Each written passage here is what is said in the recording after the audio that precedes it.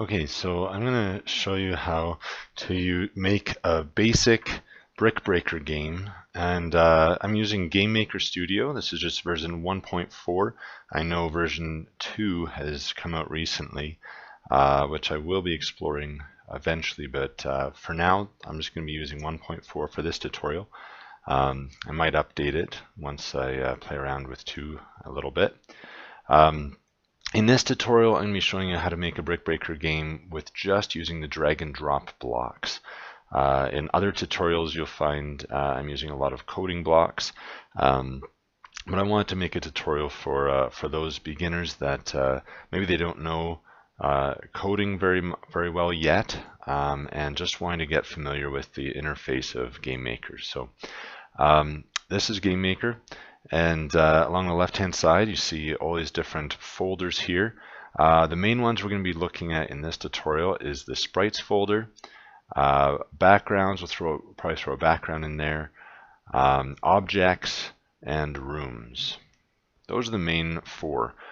We might get some sounds in there, but we'll see how it goes.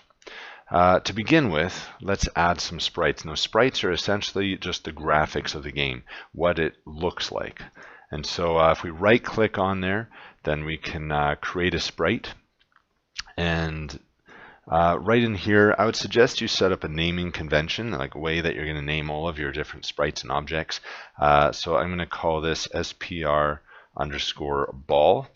And basically we're going to create a sprite for each element in our game. And for a brick breaker game, we're going to need a ball, we're going to need a paddle, and then we're going to need some bricks. And so I already have these images. Now I got these from a website called Kenny. It comes out of the Netherlands. I just found it recently, and it is a fantastic resource. It has all kinds of sprites and graphics for games, and it's completely free. They even allow you to use them in commercial projects where you'd even make money off the games you develop, which is really surprising. They're quite good quality pieces. So I'm using some from there. In here, let's use a blue ball, and let's go with that one. All right, now. Once you choose your graphic, now if you're getting a graphic from anywhere else, I'd recommend you use a PNG. The reason why is because PNGs support transparency. And as you can see, these gray blocks in the background here around it, those don't show up. That shows that the outside of this ball is transparent. Now if you use a JPEG or a GIF, GIF can have transparency, JPEG does not at all. So if you have a JPEG, then whatever the background color is, often it's white, it's going to show up, and it won't look like a blue ball. It'll look like a white box with a blue ball in the middle, which looks pretty ugly. So make sure you get a PNG. Now this is pretty big, 128 by 128. So I'm going to edit that, and in transform, I'm going to use stretch, and let's go about let's try 50%. There we go. That's a little better. Let's try maybe 70% of that. All right, that's better. Now, with most sprites, we want to set the origin to be the center of it. And just by clicking center, it automatically puts in the center. Notice the crosshairs there, and that'll be important for later on, as you'll see, in terms of placement and checking the XY value of the object. But for now, just trust me, make it center, and let's just make sprites for all other objects. So SPR paddle.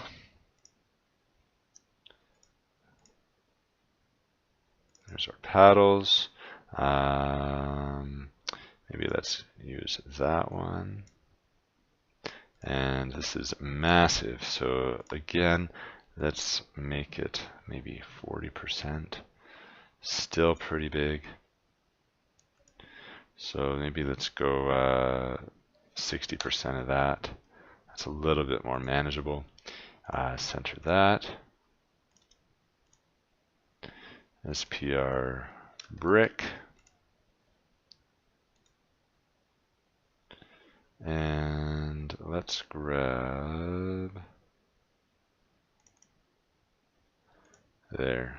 let's grab some blue tiles. And again, these are huge, so let's go maybe 30%. That's probably pretty big, pretty good. We could even stretch this wider. So if we uncheck that, we can make it maybe 150 wide. There we go. That's a nice brick. Now for the bricks, I'm going to keep it at 0, 0. And you'll see when I'm placing it in the room that that will actually be useful. Alright, so now we've got our sprites. Now we need to create objects for each of them. So the object is essentially, this is where all of our logic, all of our programming is going.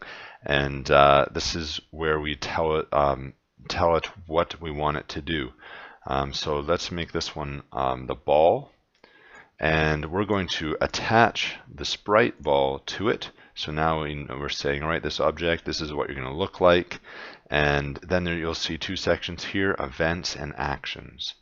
Events, think of those as triggers. So this, when this happens in the event, what do you want it to do? Or what else do you want to have happen when this happens? Okay, so some examples of events: create. So when this object is created, typically at the beginning of the game, but can also be just if another object is creating this object, what do you want to have happen? When it's destroyed, or when this object is destroyed, what do you want to have happen? There's alarms. I might get in that into another time. Step event. Now the step event is it's like a consistent loop, and there's typically about 30 steps a second per second. And so essentially anything that you want to have happen constantly throughout the game, we throw that in the step event. Collision events have to do with when things collide, keyboard, when we're pushing buttons on the keyboard, and then the others. We'll get into those later. For now, let's make a create event. This is our ball, and then we'll get into that in a little bit. Let's just finish by creating the rest of our objects, and then we'll get into actually making our game. So let's get our paddle in here. Oops. And our brick. All right. So now I've got 3 sprites, 3 objects, and now let's get a room. So if we right click on rooms, create room, we can make a name for this as well. I'm just going to call it rm_main. The width and height, that's a pretty good resolution. And speed, we can change how many steps are per second. As I said before, it was 30. You can change it here if you want it to be more often or not. All right, so now let's go to objects. Now, if you scroll if you have a mouse with a scroll wheel and you scroll, you can change your view of this one. And it's got this grid here. You can undo that by taking off the grid. If you click in the middle here, we can choose where we want to put our object. So let's start by putting our paddle in there, and I'm going to put it maybe about there. And now let's start putting some bricks down. Now, because the origin of the brick is in the top left corner, I'm going to click in the top left corner of some of these spots up here. And every time you click, it's going to create a new one. All right. If you hold Control and Shift while dragging your mouse, it will continue to create more bricks. So we can do a few layers here without having to constantly click. Oops. Let's undo that.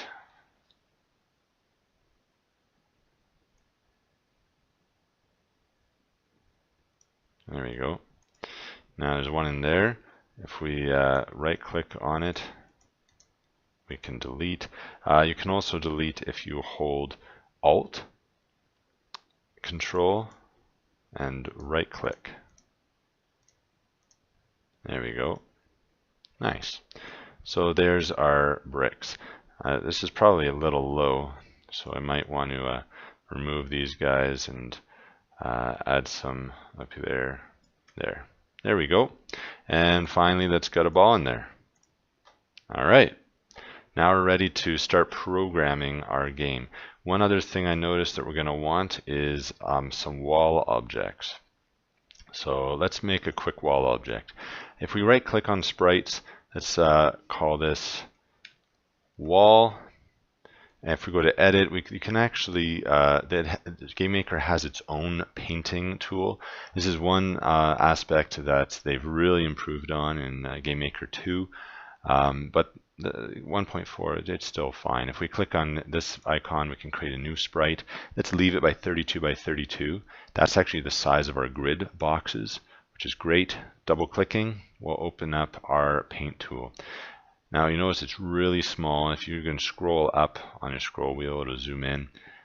We're not making it bigger, we're just zooming in. And now let's pick a color. So I'm going to go with a dark gray.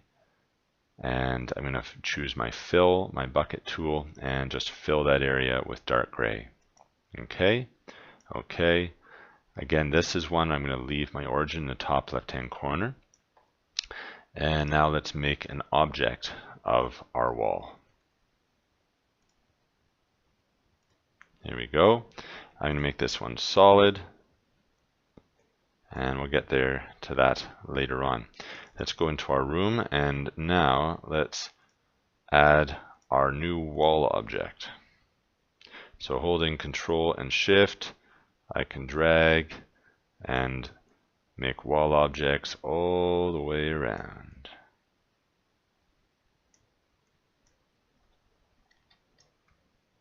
And there we go.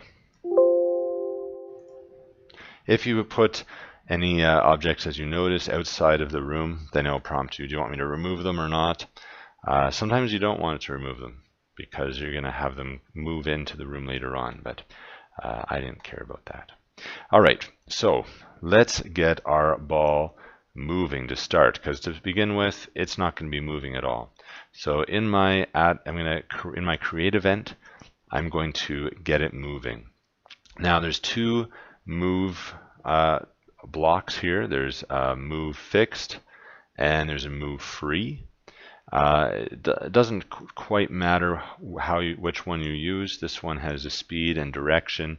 The other one gives you a little bit more control over the direction. You can actually put degrees of an angle in there. And so I'm going to use this one. And with the direction 0 is actually straight to the right from the origin. And so I'm going to start by having it move up. So let's go at a 45-degree angle. And maybe we'll start at a speed of 8. You can always increase it, but then it will start moving. Now if we click the play button, it will actually create a version of the game and play it and run it. And we see it moving, and it's going, it's gone. So obviously we've got a lot more things to add in here. One thing, obviously, we want it to bounce. We want to bounce against the bricks, we want to bounce against our paddle, and we want it to bounce against the walls on the outside. So we're going to add an event, and we're interested in collision events. When the ball collides with what? And you can choose with what. Let's start with the wall, and then we can choose this, bounce. And that is it. We click OK, and now it should bounce. Let's try it again.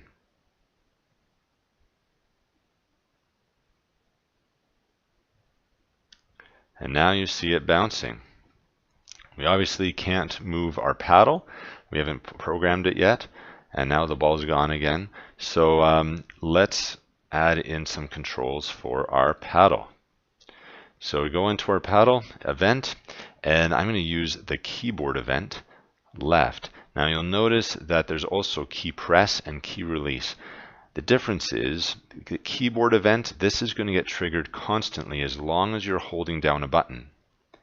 Key press gets triggered only the moment that you first push the button. If you're holding down that left arrow key, it doesn't matter. This event will only get triggered once, the moment you first push it down.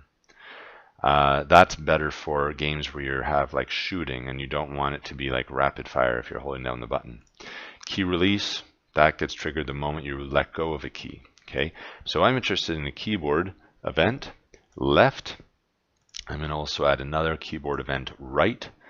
And in the key left, we want it to move left. Now, you might think, well, let's just use one of these. But actually, we're going to use jump to position. And I'll explain a little bit later on. But we're interested in because we don't want the paddle to keep going left and not stop. I want to use this. And so I'm going to have it on the x-axis go negative, maybe -8. We can try that. And we want to choose relative because that's relative to where the paddle is. If we don't check relative, then it's going to jump to x being -8. And the way GameMaker works, I should have explained this before, but the position y equals 0, x equals 0 is actually in the top left-hand corner of the screen, of the window. It's not in the center, like in the Cartesian coordinate system. As we move down the room, down the game screen, our y values actually increase until it reaches the bottom. As we move right, our x values increase. So the y is actually kind of unintuitive. It's the reverse of what we would expect.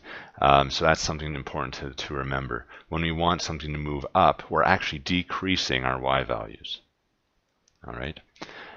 So when we move left, when we push the left arrow, we're going to have it move, change its x value by -8 relative to where it was. On our right, let's do the same thing. 8 positive relative to where it is. We're not changing our y at all. Okay. Now let's see what happens. Here we go. We can move our paddle. Now right now it can still go right off the screen. And we'll fix that up later on. But right now, let's add that collision for our paddle so that it bounces as well. Drag it in. And let's make our paddle solid as well so that it bounces.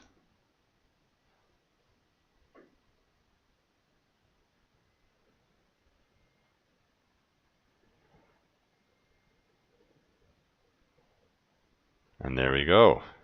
We've got the beginnings of our Brick Breaker game.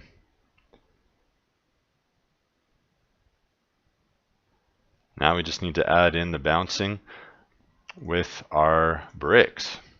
So let's go back into our ball, add another collision event with our bricks, and we're going to bounce. Now we're not just going to do that now.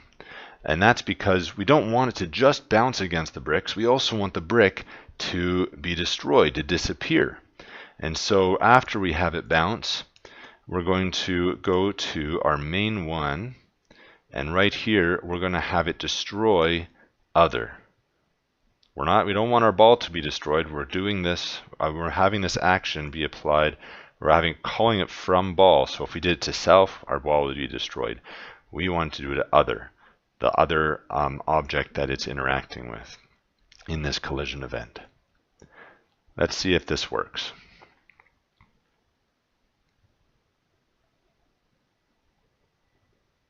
Oh, and it's going through, but it's not bouncing. Let's find out why.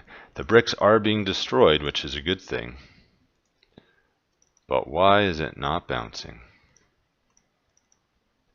Ah, we didn't make it solid. Let's see if that made the difference.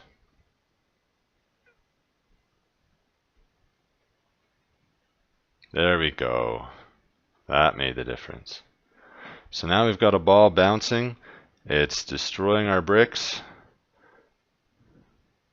just like we want it to, which is great.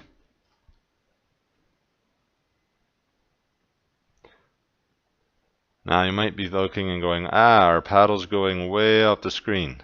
So let's restrict that paddle.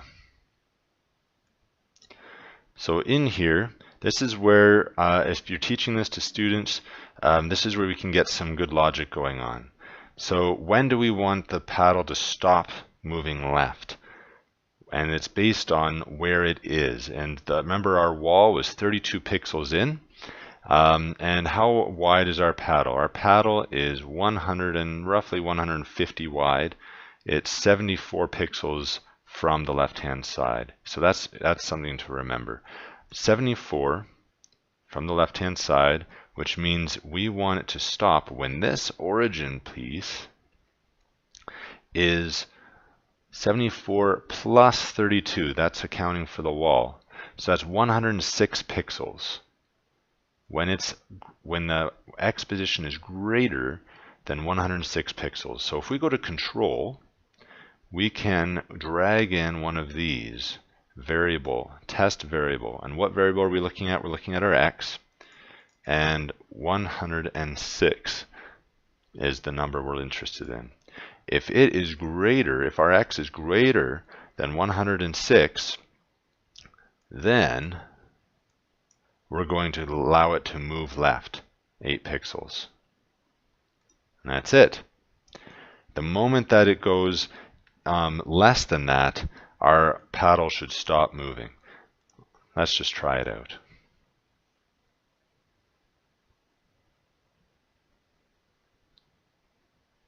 There we go.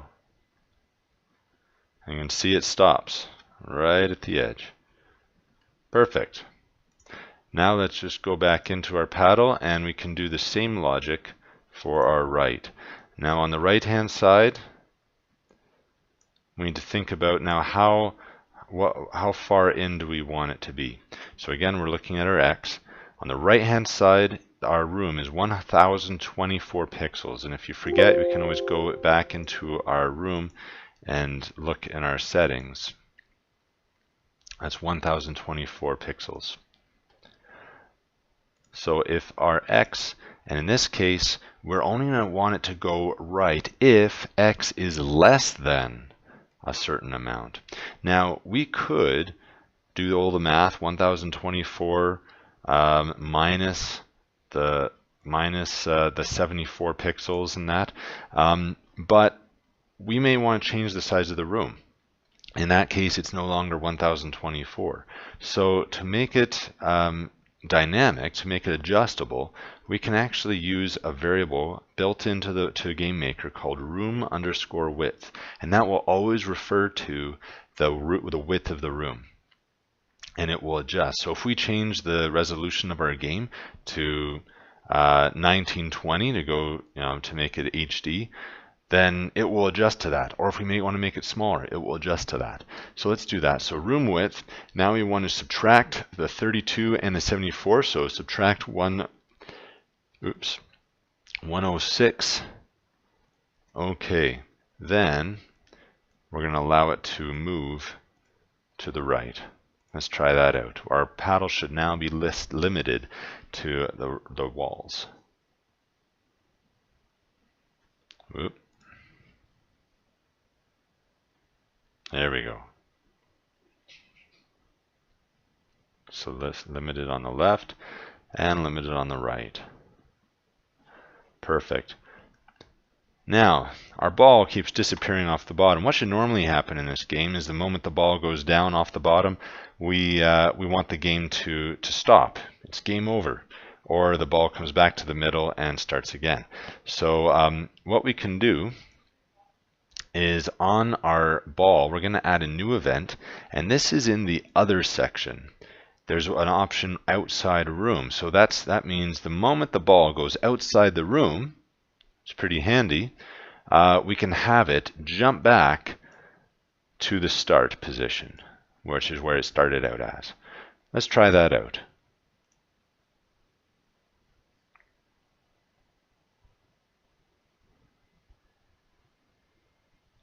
So it's going. Oh dear. And there it's jumping back. Well, there we go. Now we can keep playing, which is great, but we might be thinking, well, that makes the game pretty easy because once it goes down, there's no lives, there's no real challenge. So let's do that. Let's add some lives into this.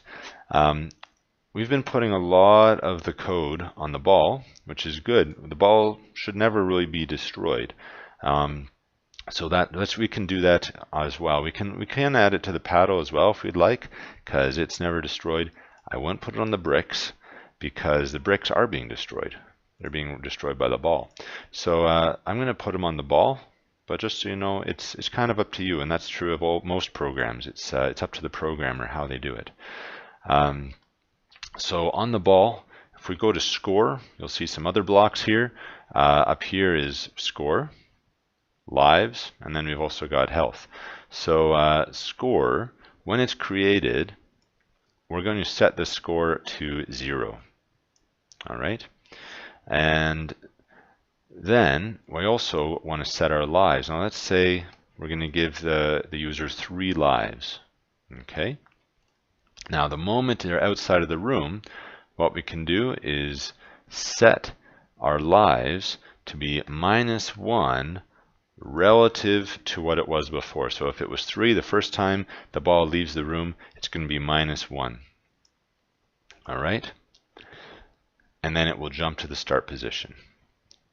Now it's not going to automatically know that once we're out of lives to end the game. So we need to put that logic in there. So even before this happens, what we can do is throw in here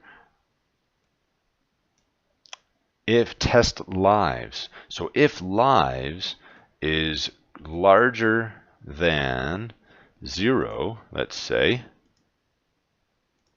then we want to drag these arrows in here. Then it's going to reduce the lives relative to what it was by 1, and then it will jump to the start position.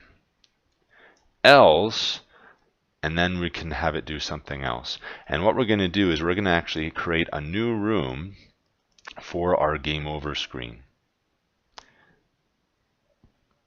And basically this is just going to be a blank room, and it will have nothing in it. All right. Let's create a new sprite, and we're going to basically create a sprite that just has the text game over. So I'm going to call this game over, edit sprite, make a new one. Let's make this, I don't know. We can make it the size of the screen, I guess, 1024 by, can't quite remember how high it was. But if we double click on it, there we go. There is a text option right here.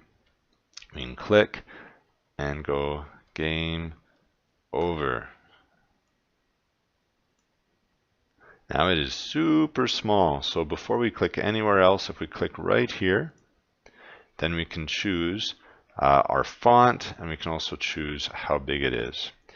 So I'm going to go and I'm going to make it maybe, let's try 60. Not bad. Let's make it a bit bigger.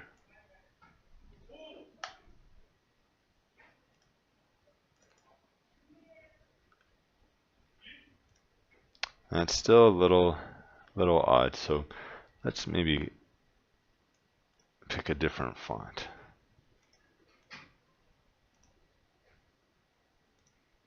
There we go. Game over, maybe a little bit too big. Lovely.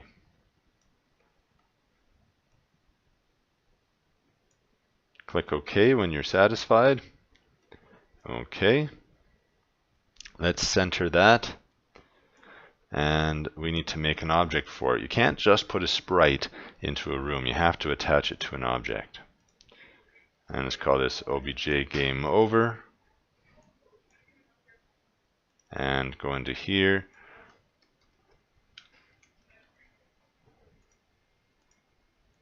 And put it in there. There we go.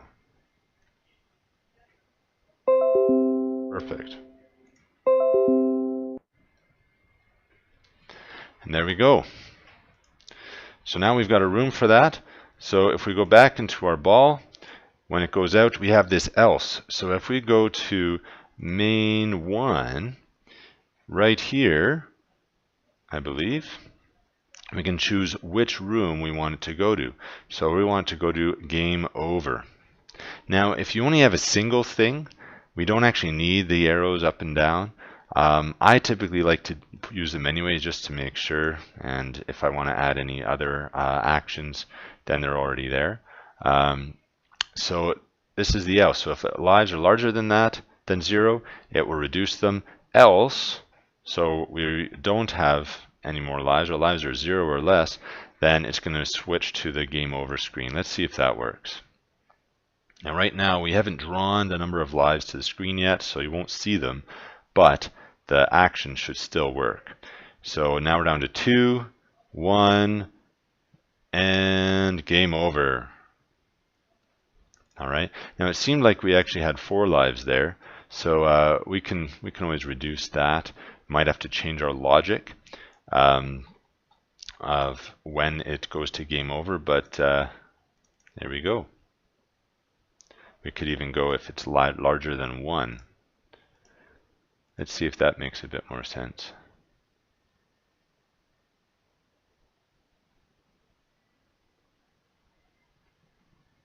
Three, down to 2, down to 1. Boom, game over. There we go. All right. Now we probably want to show our score and our lives. And you might be thinking, well, we're not doing anything with score yet. So that's very true. We can change our score when we hit a brick, which makes sense. So let's go to score and let's bring this in there.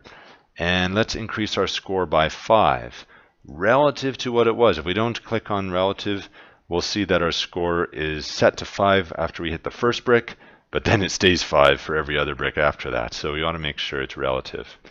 And now we actually need to make a new object to draw our score. So I'm going to call this object score. We're not going to put any sprites on this at all. What we're going to do is we're going to add an event, and this is going to be a draw event. And in that draw event, we're going to go to our score, and there's these 2 blocks, the ones that have green around them. That is draw the value of score, and now you have to choose where do we want it. So the wall on the left-hand side was 32 pixels wide. Let's go a little bit wider. Let's go 40 pixels out, and let's go 40 pixels down, because it was 32 pixels down from the top. And caption, so that's what do we want to have showing before the score. We can leave that as score with a colon. And then we can do the same thing with lives. So let's go 40 pixels out from the left-hand side, but now because score is going to be there, let's go a little bit lower than that, 60 pixels, and lives as well. Let's see what that looks like.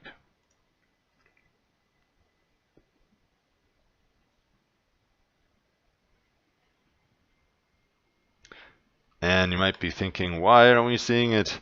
That's because we didn't put it in our room yet. Of course. Let's go back here, object score.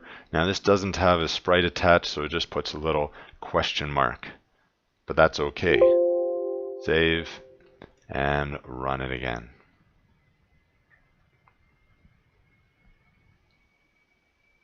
There we go, score. And it increases by 5 every time we hit a brick. We've got lives at 3. Now let's see what happens when we lose 1. Oh, it went down to 2, which is good. Down to 1. Lovely.